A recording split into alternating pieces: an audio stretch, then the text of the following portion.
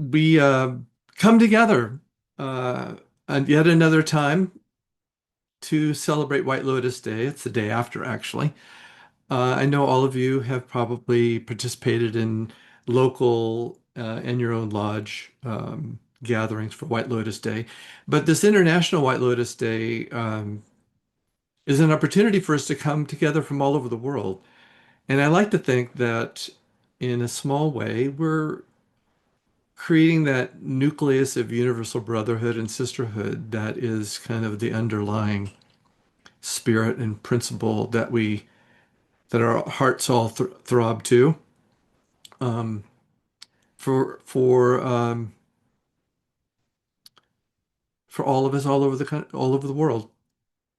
So our program today will actually begin with a hearing of the Gayatri Mantram, and uh, I'll explain the program to you in a little bit more detail after we hear that. So let us hear from Roshni now.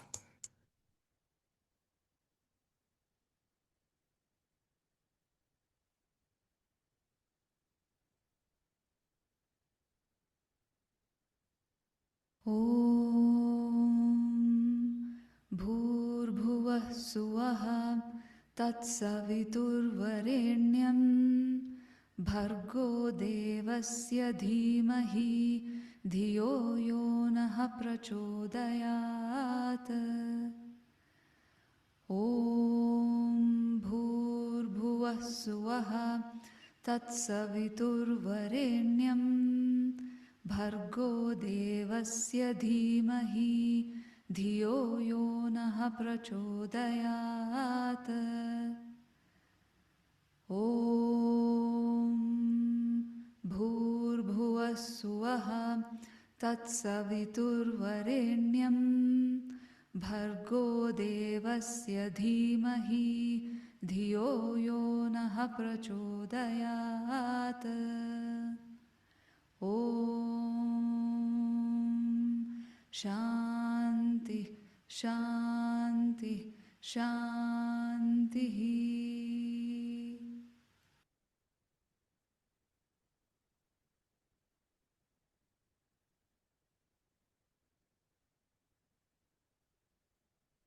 Well, we gather on White Lotus Day to, of course, honor the work of HPB, but perhaps even more importantly than celebrating her and her spirit, we honor her work and the mission to which that work was dedicated.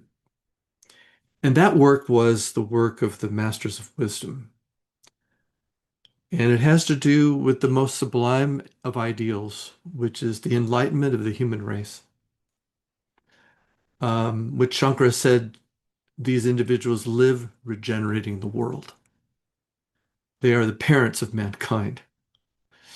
And that was the work to which she dedicated her life and accomplished so much.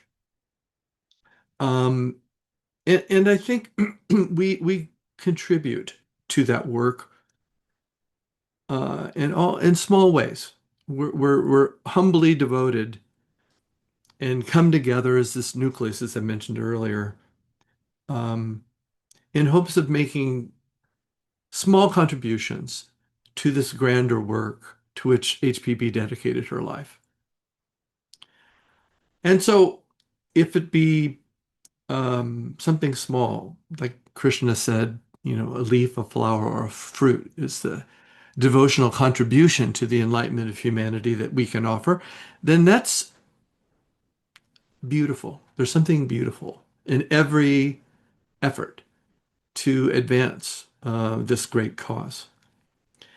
And the Herculean effort that she put into this great pilgrimage of mankind is the reason why we recognize her as such a great soul. And to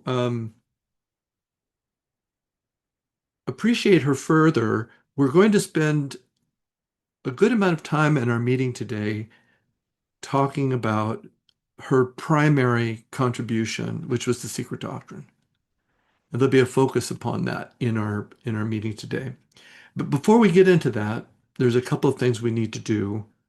We're going to hear a short talk, an appreciation from about HPB from one of our fellow students. So Ava, we'll start with you. So, friends, what a great idea to get together like this to celebrate our teacher. And thank you, Jerry, for making this possible. So, in our small group in Sweden, here in Malmö, we tried to gather some ideas because HBB came to lay down a plan. And that plan, each one of us can take to heart as representing some key moments of the spiritual journey.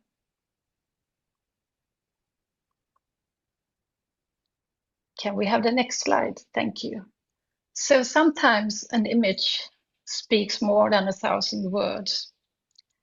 This diagram that most of you recognize from page 200, or an aspect of it in the SD, we have chosen to illustrate the path of us as spiritual pilgrims. We have put the white lotus as a representation of HBB on the formless planes, because who could limit this great being into a specific form? Now, according to her own words, she came to strike the keynote, a keynote for the revival, you could say, of the esoteric tradition and certain specific esoteric ideas that would help us all in our spiritual journey. Now, when we first come in touch with the theosophical ideas, we may not understand very much, whether it's a podcast, a talk, or a lecture.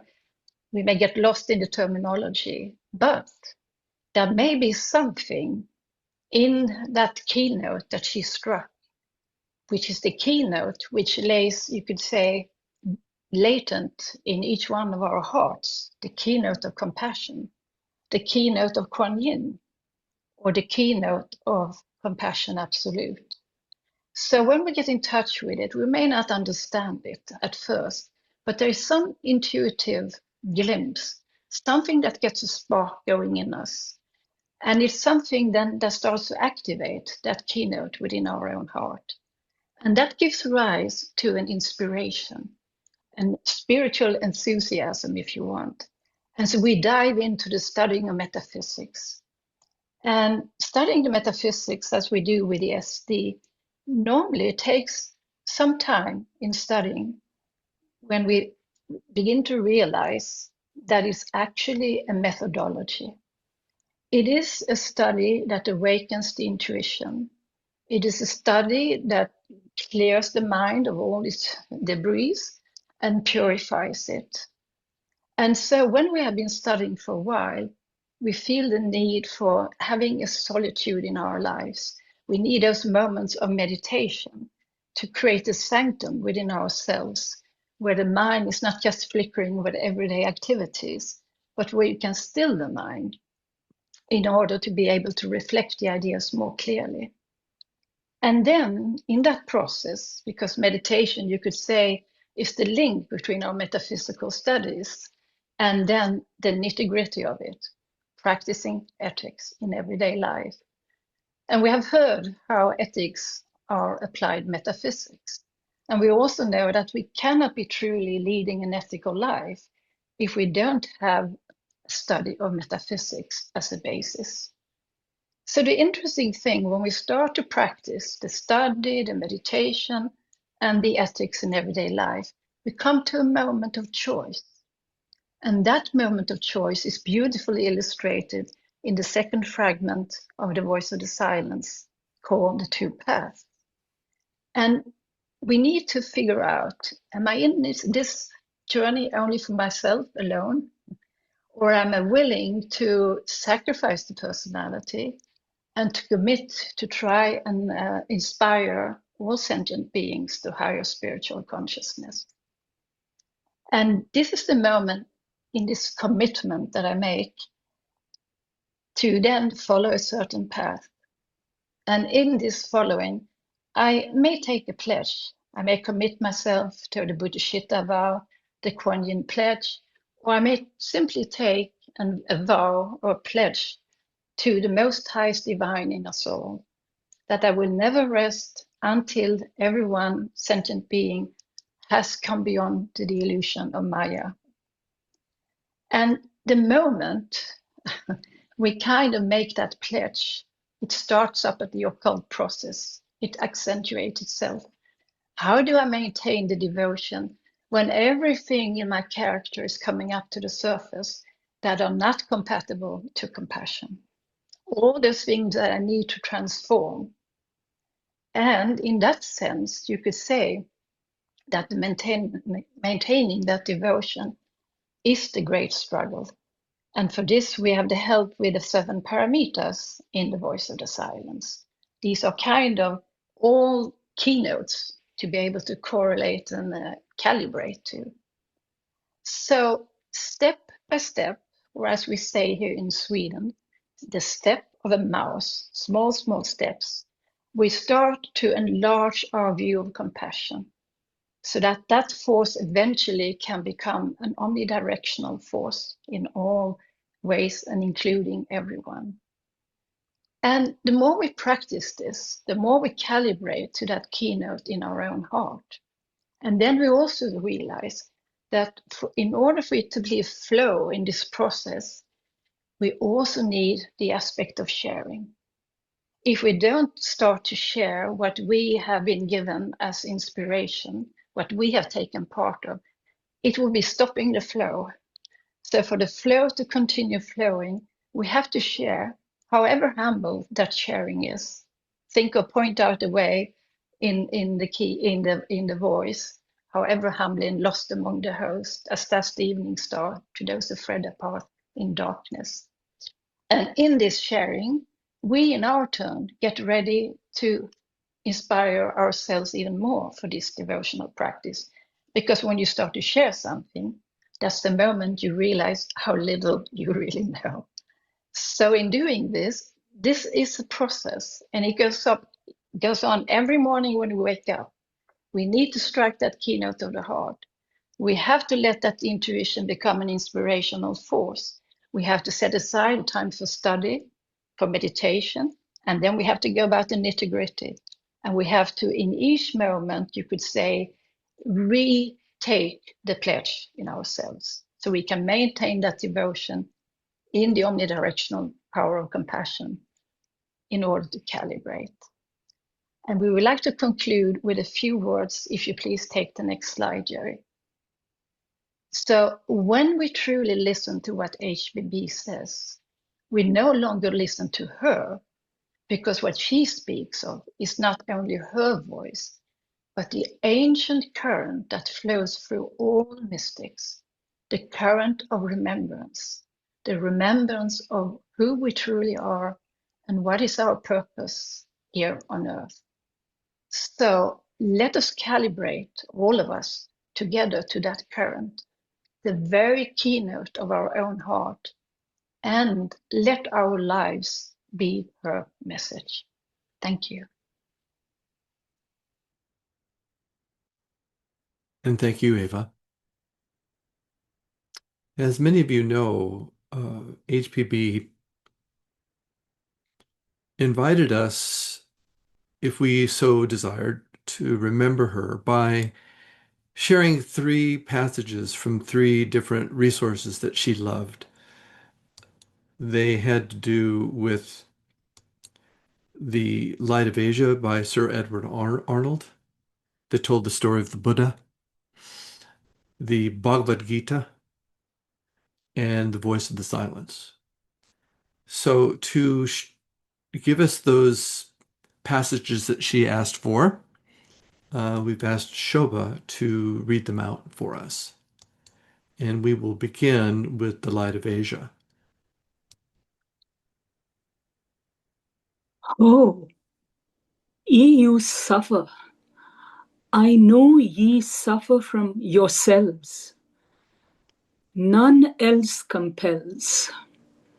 None other holds you that ye live and die, and whirl upon the wheel, and hug and kiss its spokes of agony.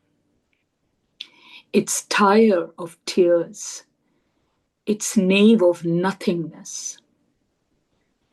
Behold, I show you truth, lower than hell, higher than heaven, outside the utmost stars, further than Brahm doth dwell, before beginning and without an end, as space eternal and as surety sure, is fixed a power divine which moves to good.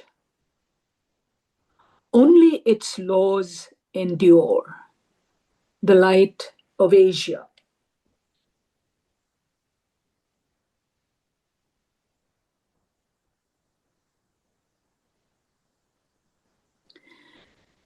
Krishna speaks.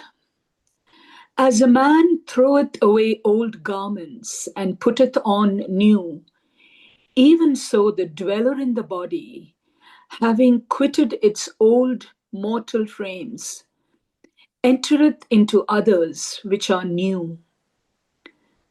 The weapon divideth it not, the fire burneth it not, the water corrupteth it not, the wind drieth not away. It is indivisible, incorruptible, and is not to be dried away. It is eternal, universal, permanent, and immovable. It is invisible, inconceivable, and unalterable. Therefore, knowing it to be thus, thou shouldst not grieve. Death is certain to all things which are born, and rebirth to all mortals. Wherefore, it doth not behoove thee to grieve about the inevitable. The Bhagavad Gita, chapter 2.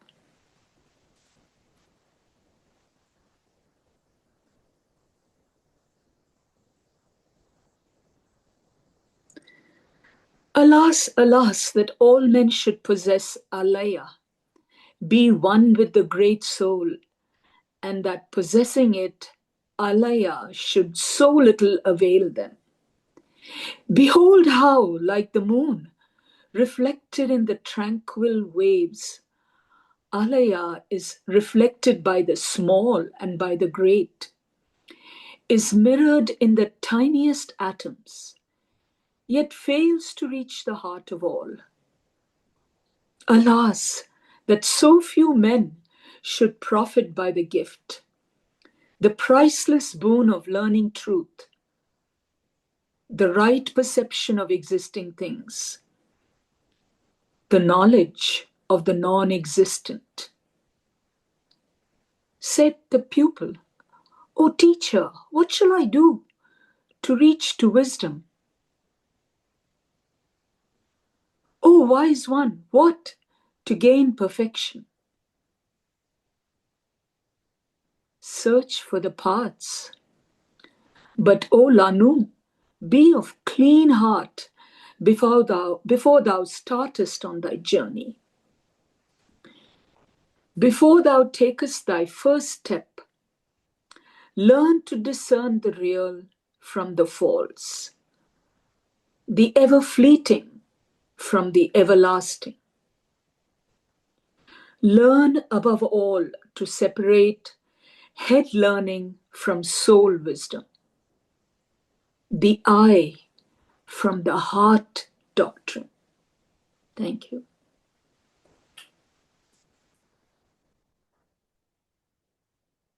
Thank you, Shobha. And now we're going to take up somewhat systematically some selections from the Secret Doctrine because we feel that this particular book and this particular offering, of all the ones we have in our literature, does the most to present the philosophy as a whole to the modern world. And so we're going to hear a series of um, uh, portions of the preface to the Secret Doctrine read to us by Monica.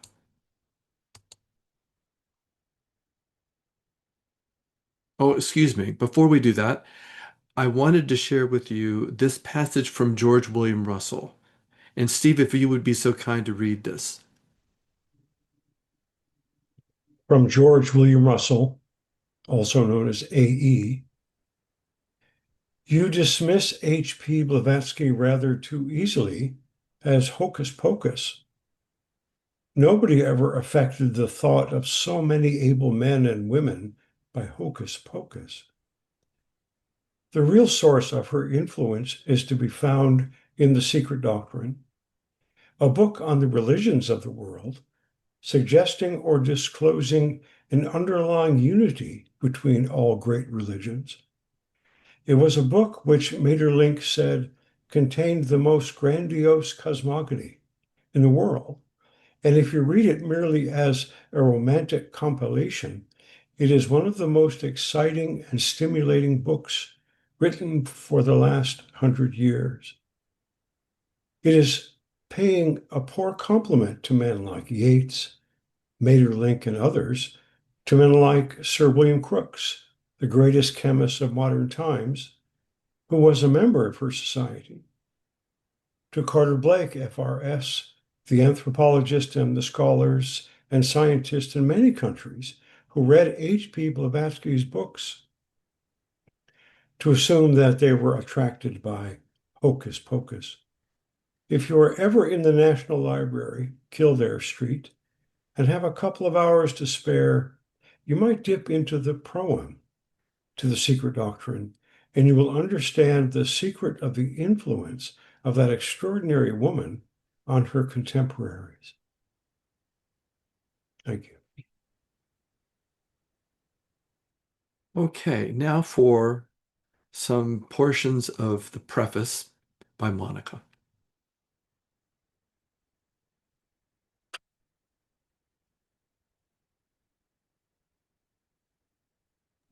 I'm sorry.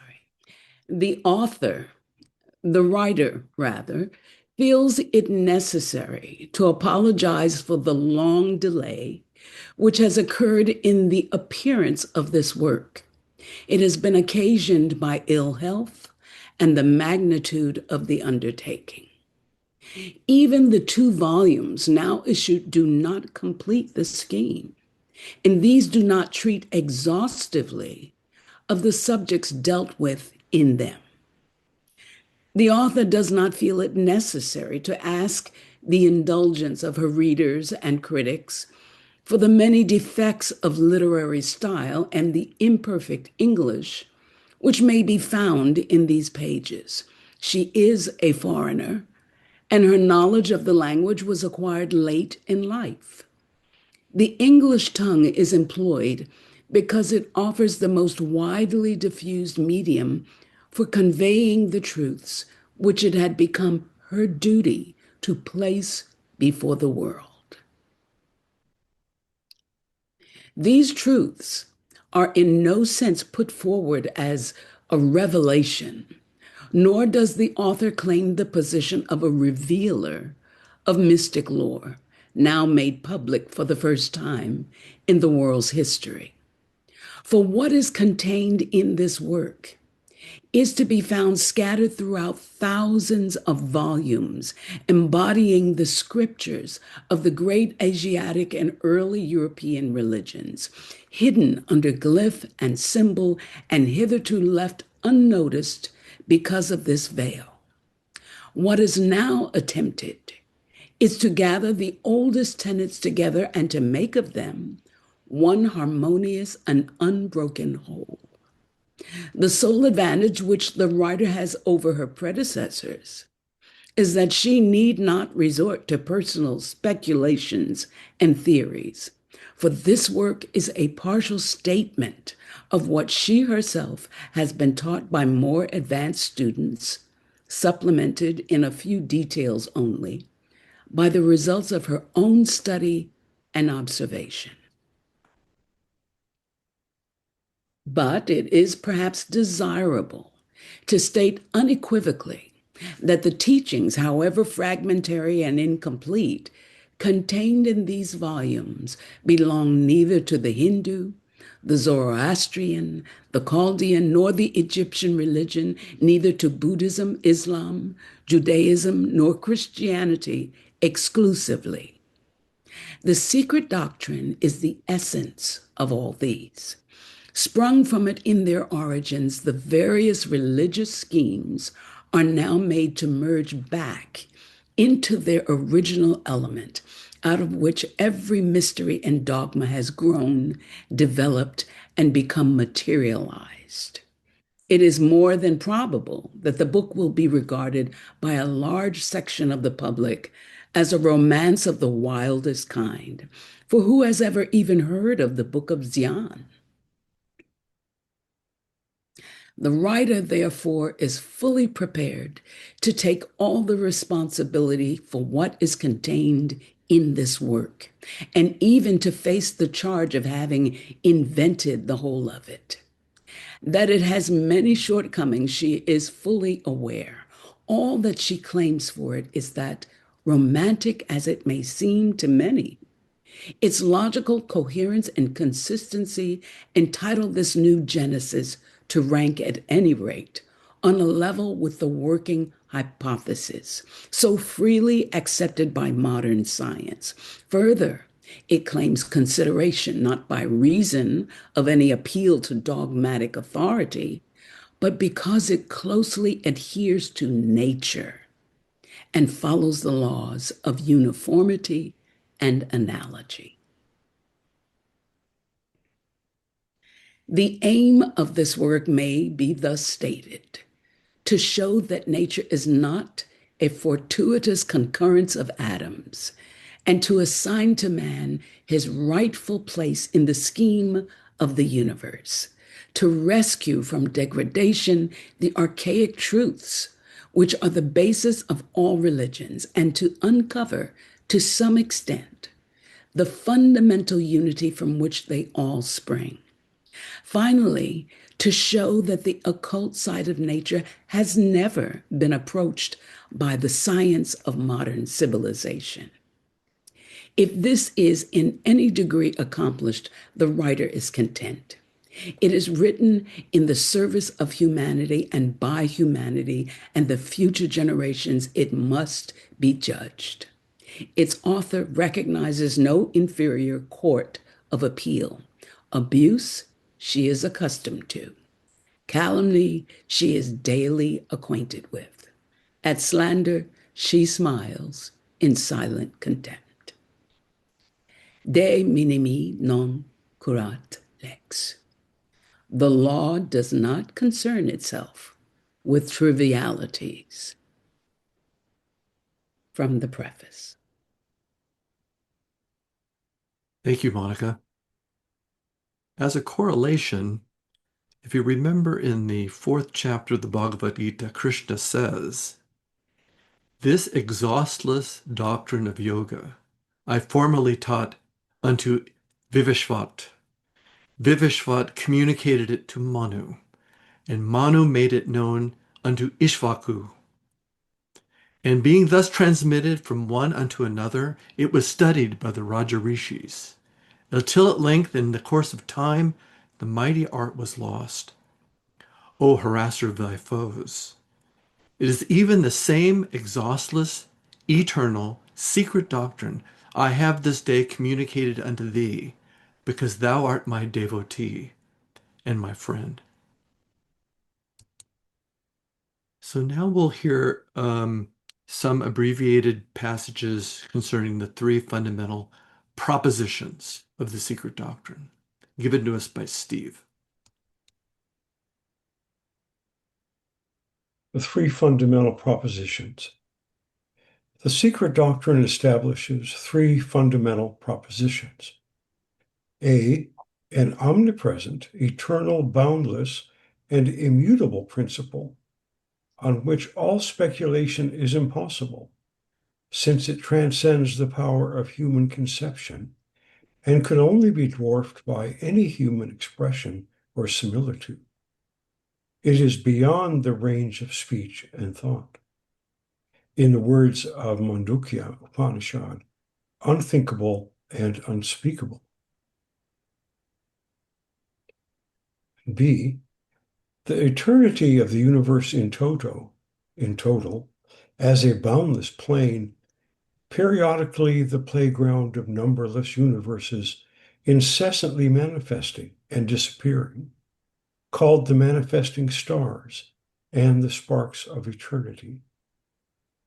The second assertion of the secret doctrine is the absolute universality of that law of periodicity, of flux and reflux, ebb and flow, which physical science has observed and recorded in all departments of nature.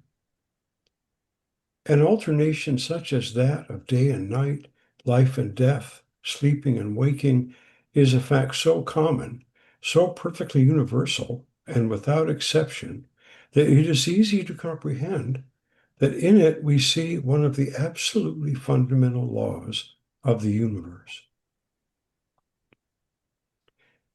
And see the fundamental identity of all souls with the universal oversoul, the latter being itself an aspect of the unknown root, and the obligatory pilgrimage for every soul, a spark of the former, through the cycle of incarnation, or necessity, in accordance with cyclic and karmic law, during the whole term.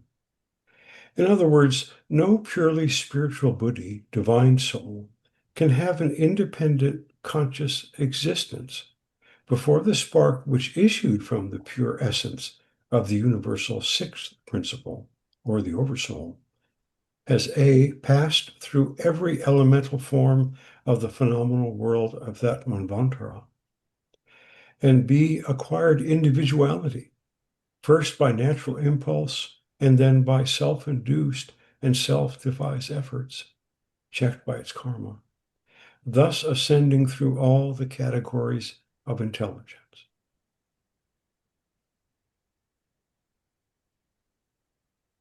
It's interesting that Plato made this point.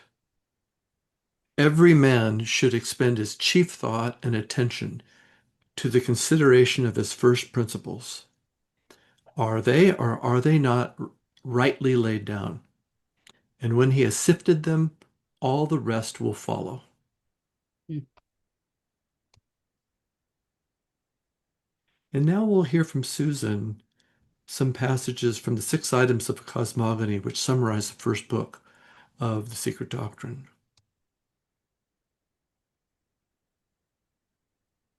Let us recapitulate and show, by the vastness of the subjects expounded, how difficult, if not impossible, it is to do them full justice. The secret doctrine is the accumulated wisdom of the ages, and its cosmogony alone is the most stupendous and elaborate system. But such is the mysterious power of occult symbolism that the facts, which have actually occupied countless generations of initiated seers and prophets to marshal, to set down and explain in the bewildering series of evolutionary progress, are all recorded on a few pages of geometrical signs and glyphs. The flashing gaze of those seers has penetrated into the very kernel of matter and recorded the soul of things there, where an ordinary profane, however learned, would have perceived but the external work of form.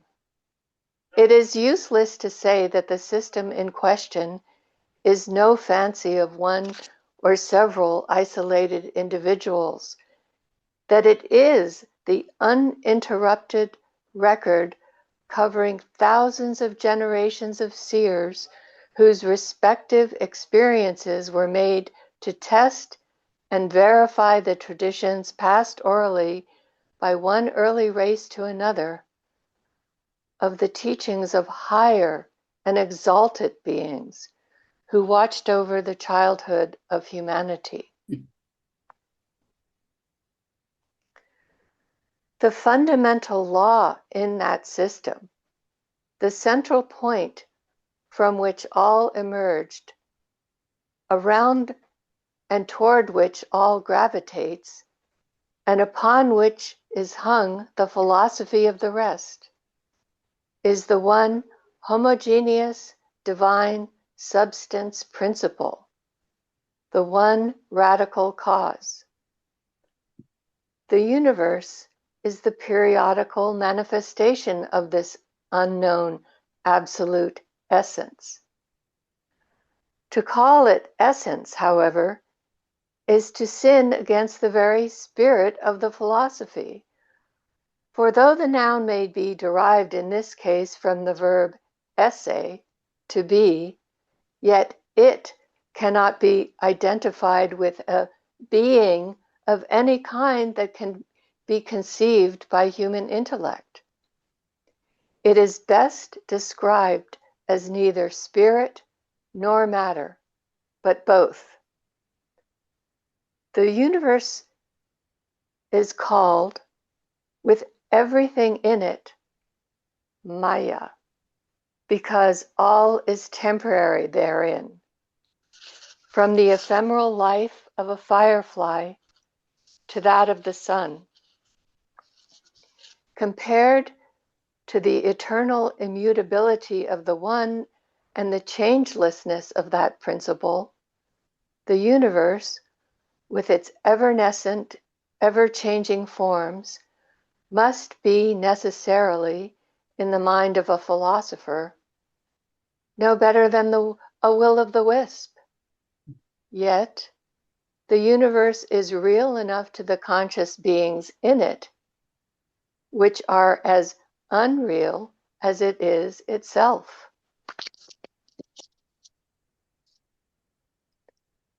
Everything in the universe, throughout all its kingdoms, is conscious, that is, endowed with a consciousness of its own kind and on its own plane of perception.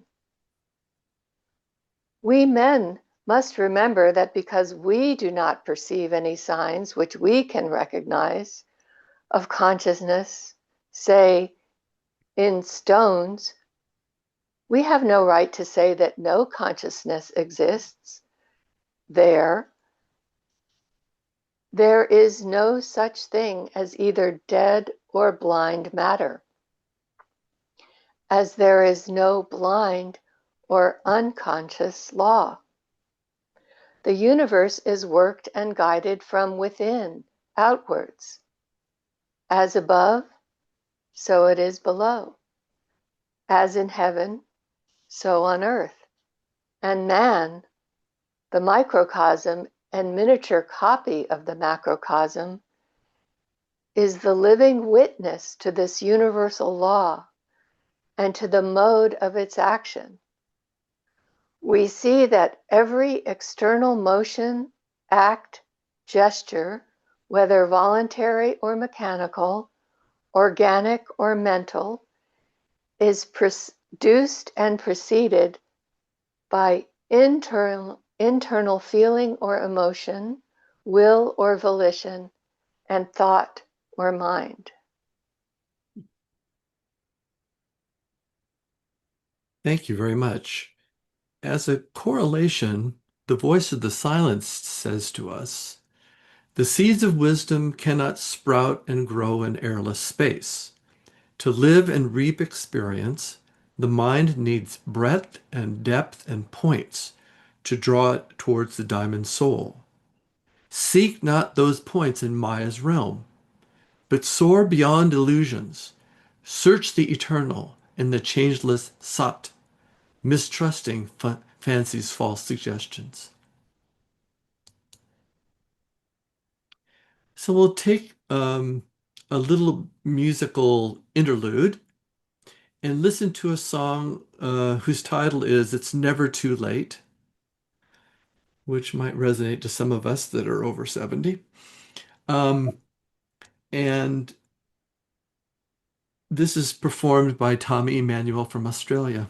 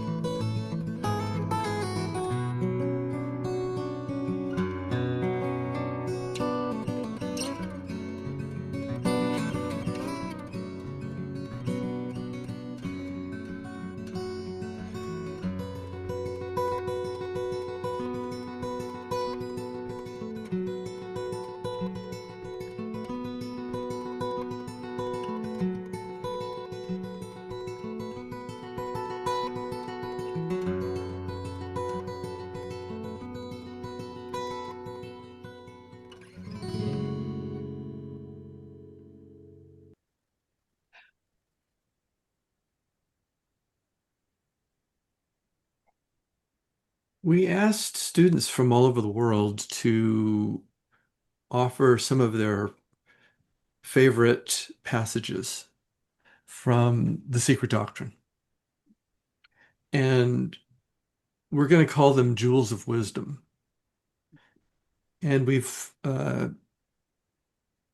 put together a group of 12 passages from students from all over. And we have a group of readers that will help us to hear all of these passages. And we'll begin with a passage that was both submitted and will be read by Hal from New York. Maya, or illusion, is an element which enters into all finite things. For everything that exists has only a relative, not an absolute reality. Since the appearance which the hidden noumenon assumes for any observer depends upon his power of cognition, to the untrained eye of the savage, A painting is at first an unmeaning confusion of streaks and daubs of color, while an educated eye sees instantly a face or a landscape. Nothing is permanent except the one hidden absolute existence which contains in itself the noumena of all realities. The existences belonging to every plane of being, up to the highest dhyani chohans, are, in degree, of the nature of shadows cast by a magic lantern on a colorless screen. But all things are relatively real, for the cognizer is also a reflection, and the things cognized are therefore as real to him as himself. Thank you. As a correlation, the voice of the silence says, all is impermanent in man except the pure, bright essence of alaya. Man is its crystal ray, a beam of light immaculate within, a form of clay material upon the lower surface. That beam is thy life guide and thy true self, the watcher and the silent thinker. The next passage was submitted to us from Marguerite. Marguerite hails from Ridgetown, Ontario, Canada, by way of the Netherlands, I might add, and it will be read by Patrice. Do the occultists believe in all these builders, Lipika, and sons of light as entities, or are they merely imageries? To this, the answer is given as plainly. After due allowance for the imagery of personified powers, we must admit the existence of these entities if we would not reject the existence of spiritual humanity within physical mankind. For the hosts of these sons of light and mind-born sons of the first manifested ray of the unknown all are the very root of spiritual man. Unless we want to believe the unphilosophical dogma of a specially created soul for every human birth, a fresh supply of these pouring in daily since Adam, we have to admit the occult teachings. Thank you.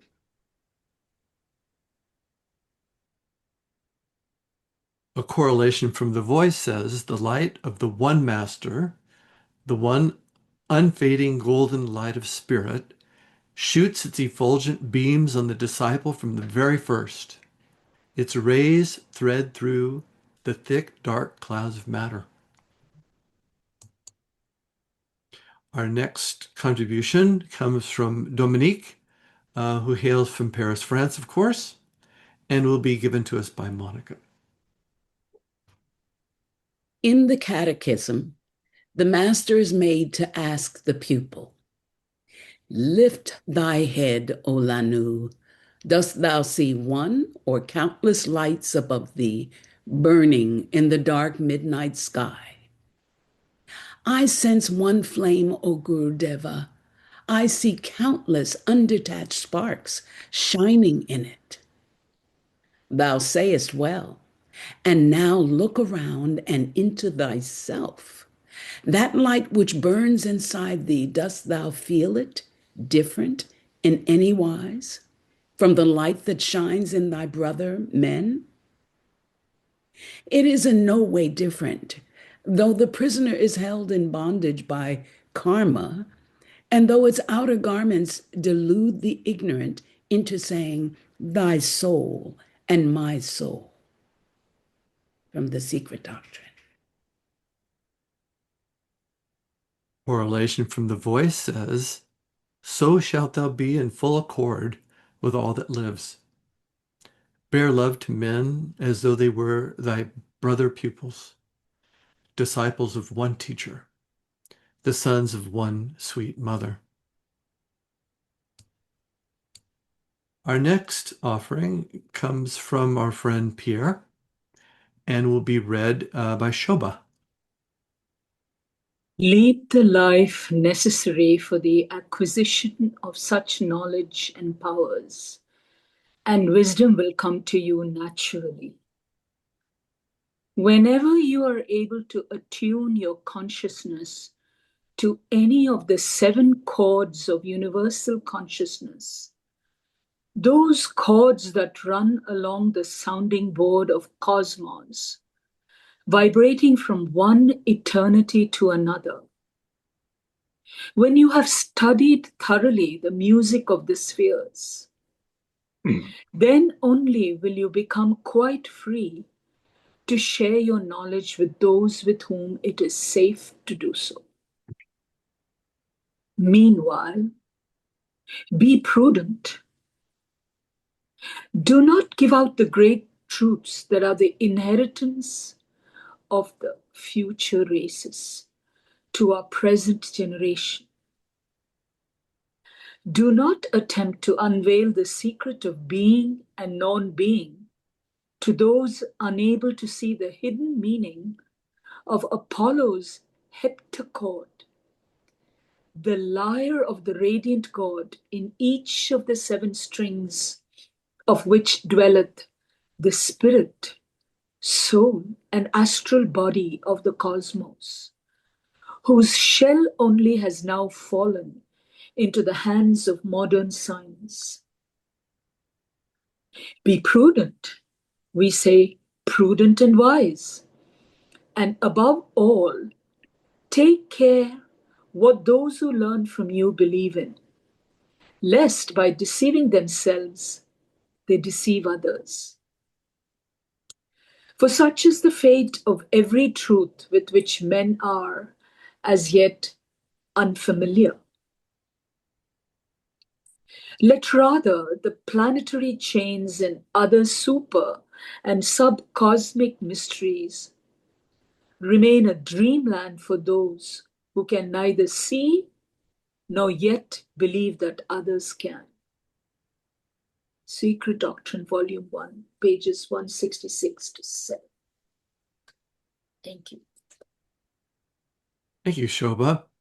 A correlation from the Gita: there is no purifier in this world to be compared to spiritual knowledge, and he who is perfected in devotion findeth spiritual knowledge springing up spontaneously in himself in the progress of time.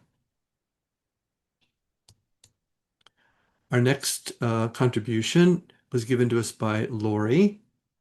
Lori hails from Empress, Alberta, Canada, and it will be read by Steve.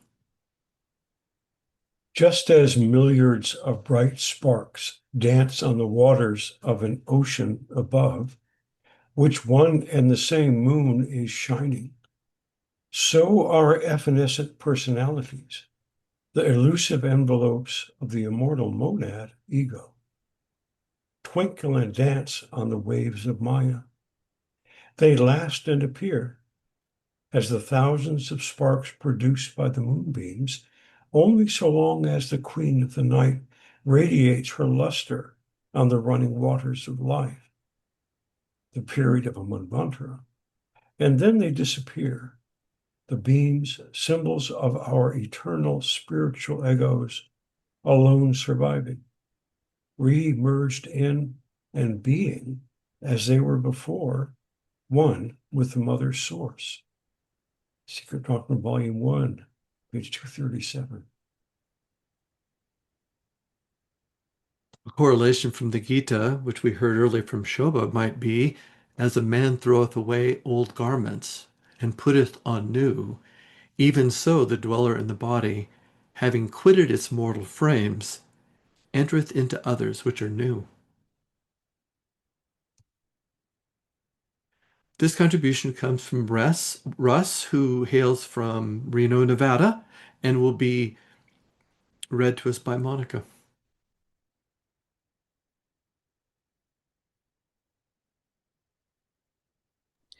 The ever unknowable and incognizable Karana alone, the causeless cause of all causes, should have its shrine and altar on the holy and ever untrodden ground of our heart, invisible, intangible, unmentioned, save through the still small voice of our spiritual consciousness. Those who worship before it ought to do so in the silence and the sanctified solitude of their souls, making their spirit the sole mediator between them and the universal spirit, their good actions the only priests, and their sinful intentions the only visible and objective sacrificial victims to the presence. SD 1, page 280. Correlation to this passage might be from the voice, silence thy thoughts and fix thy whole attention on thy master, whom yet thou dost not see, but whom thou feelest.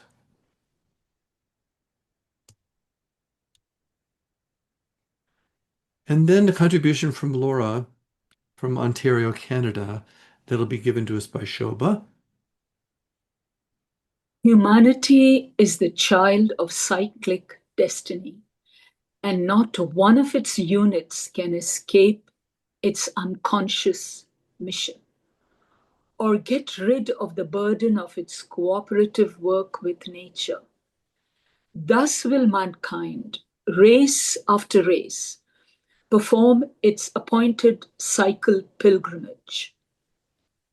Climates will and have already begun to change, each tropical year after the other dropping one subrace, but only to beget another high race on the ascending cycle, while a series of other less favored groups, the failures of nature, will, like some individual men, vanish from the human family without even leaving a trace behind.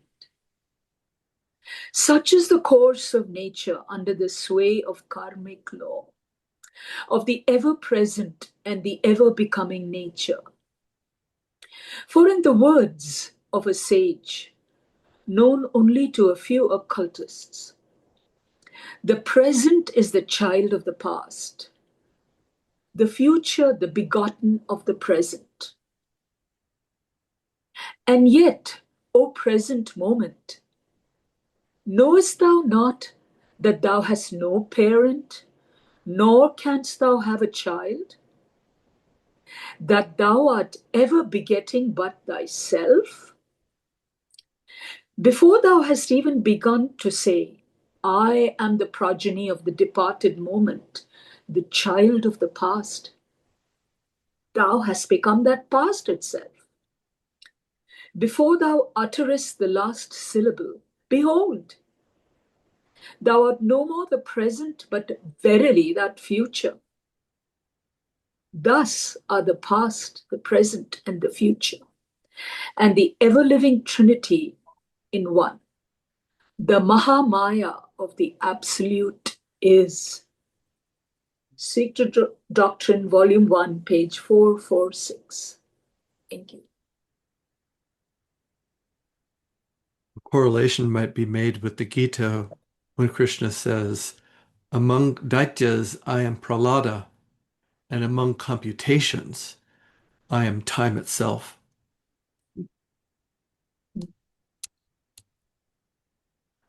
This contribution was given to us by Wes, who resides in Sacramento, California, and will be read by Patrice. The only decree of karma, an eternal and immutable decree, is absolute harmony in the world of matter as it is in the world of spirit. It is not, therefore, karma that rewards or punishes, but it is we who reward or punish ourselves according to whether we work with, through, and along with nature, abiding by the laws on which that harmony depends, or break them. Nor would the ways of karma be inscrutable were men to work in union and harmony instead of disunion and strife. For our ignorance of those ways, which one portion of mankind calls the ways of providence, dark and intricate, while another sees in them the action of blind fatalism, and a third simple chance, with neither gods nor devils to guide them, would surely disappear if we would but attribute all these to their correct cause. With right knowledge, or at any rate with a confident conviction that our neighbors will no more work to hurt us than we would think of harming them, the 2/3 of the world's evil would vanish into thin air.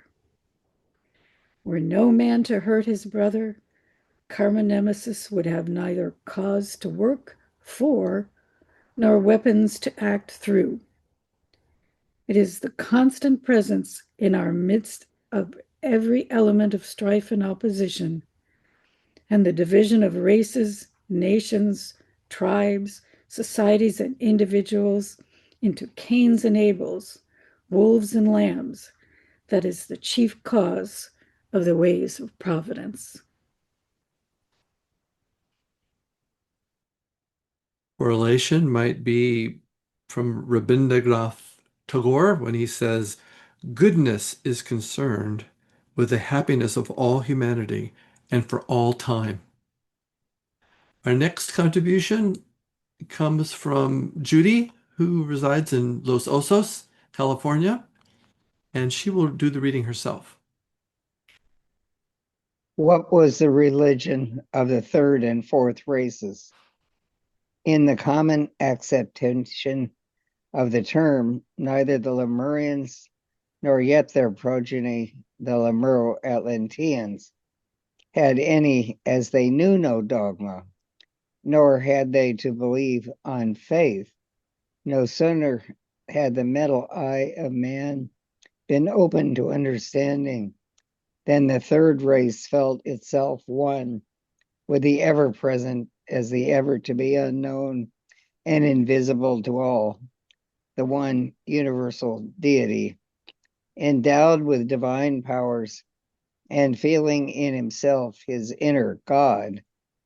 Each felt he was a man-god in his nature, though an animal in his physical self. The struggle between the two began from the very day they tasted of the fruit of the tree of wisdom, a struggle for life between the spiritual and the psychic and the physical. Those who conquered the lower principles by obtaining mastery over the body joined the sons of light. SD2, page 272, The Secret Doctrine. Thank you. Thank you, Judy. A correlation might be from Shakespeare when he says, Master, go on, and I will follow thee to the last gasp with truth and loyalty. This passage was given to us by Vikash from Bangalore, India, and will be read by Steve. A.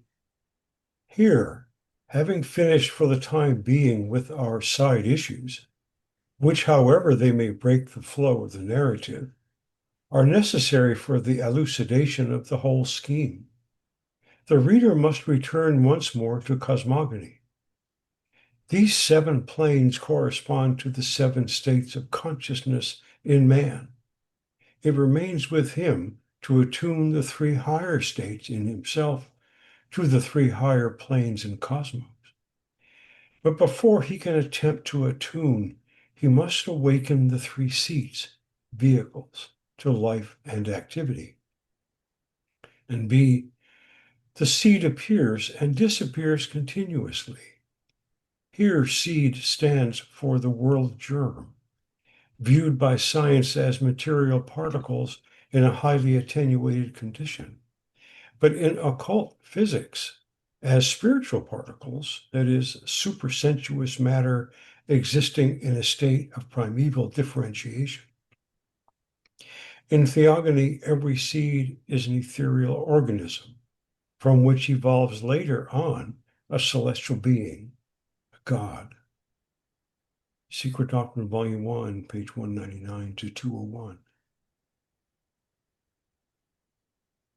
It might be noted that those passages that we just heard are come before and after the diagram on page 200, which was used in Ava's talk and is a very central and important part of the secret doctrine. And a correlation from the voice of the silence might be, for mind is like a mirror.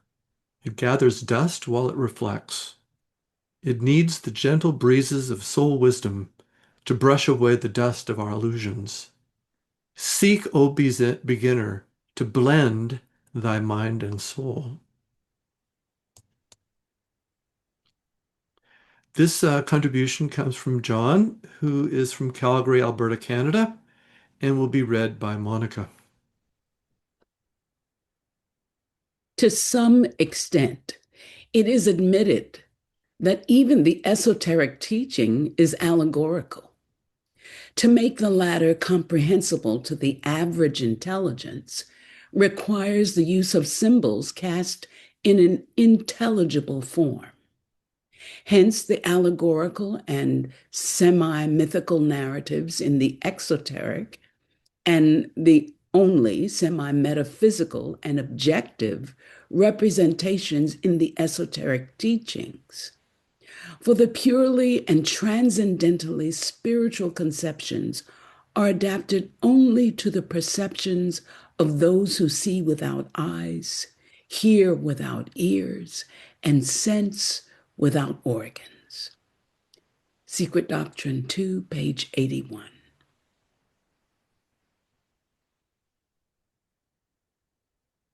A correlation from a voice.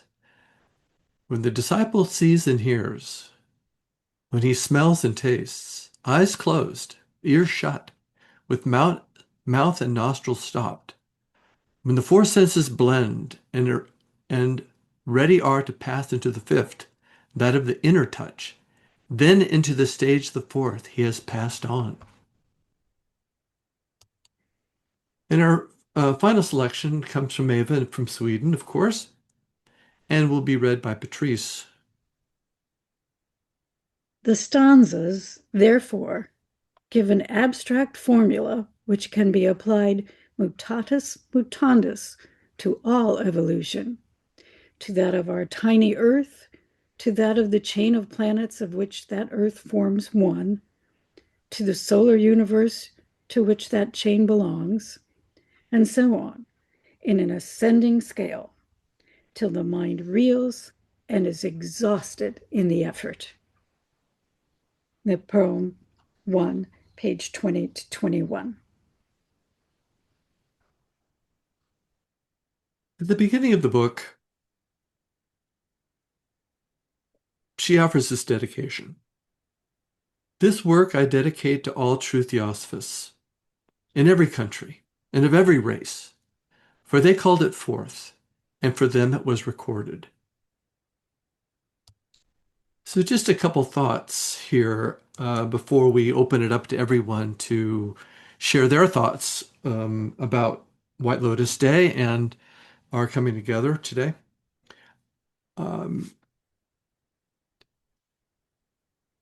I think it's interesting to recall, if you've heard it before, Unamuno's axiom, where he said, to achieve the impossible, attempt the absurd. The secret doctrine is in that very spirit.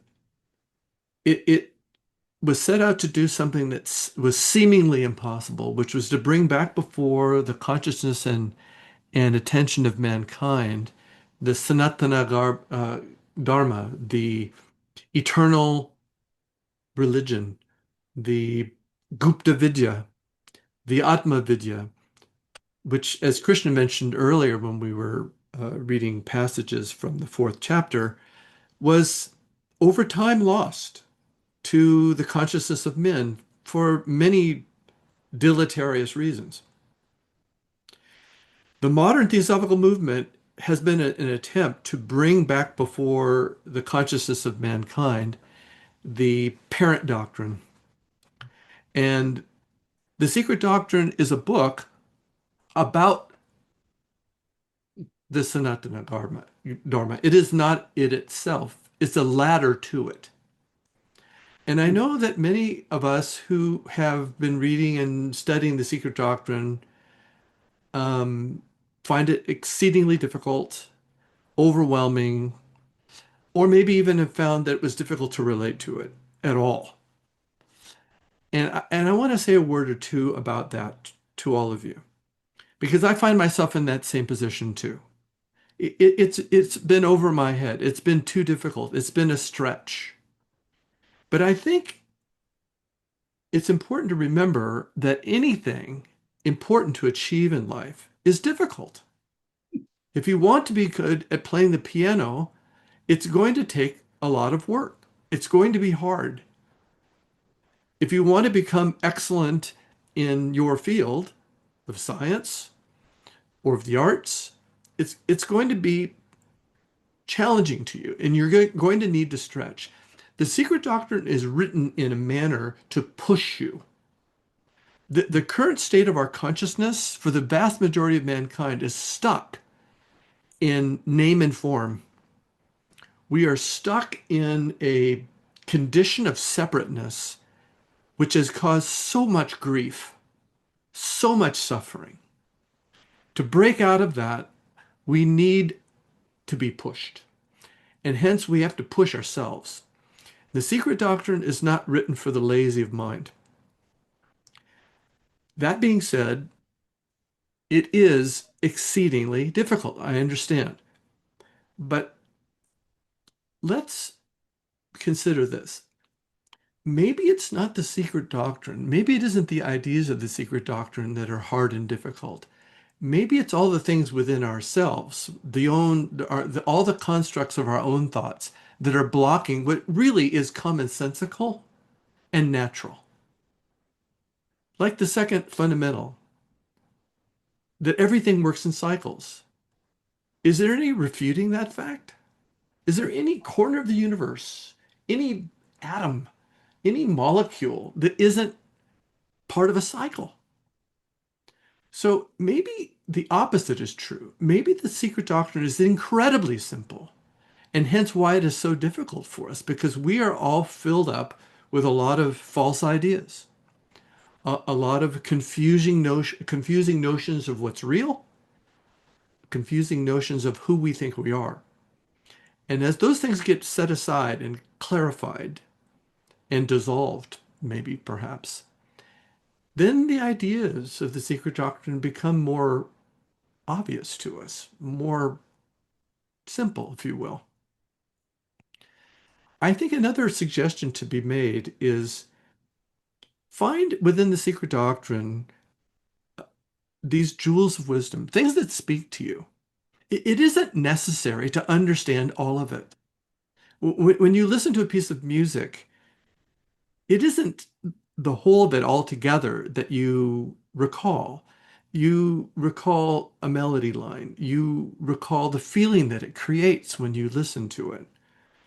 Um, the secret doctrine is this very sort of musical experience.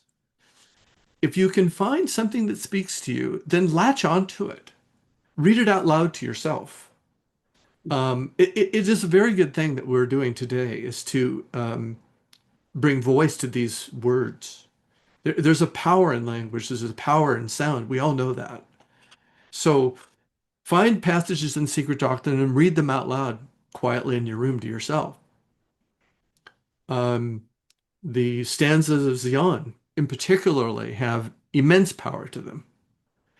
So I think you'll find that it isn't necessary to be a master of ancient languages. It isn't necessary to have several PhDs. It isn't necessary that um, you've attended a major college. One of the people in my lifetime that was one of the best students of the Secret Doctrine was a fellow by the name of Joe. He's passed on now. I don't think he'd mind my mentioning his first name. He was a welder. He worked in San Diego in ironworks in shipbuilding, and he was a master welder. And he made it a practice to wake up every morning at 5 o'clock without fail, which I would love to be able to brag about, but I cannot. And he spent 1 hour studying the secret doctrine every morning. And whether he had some emergency that kept him up late at night or whatever, he faithfully would study the secret doctrine for an hour each morning. Now, what was interesting about Joe was Joe was a person of few words. But when he did speak, we all sat up and listened and took notice. What was interesting, and what I think was a result of this lifelong dedication to studying the secret doctrine, is that Joe found everything interesting. There was no topic that was not fascinating to him.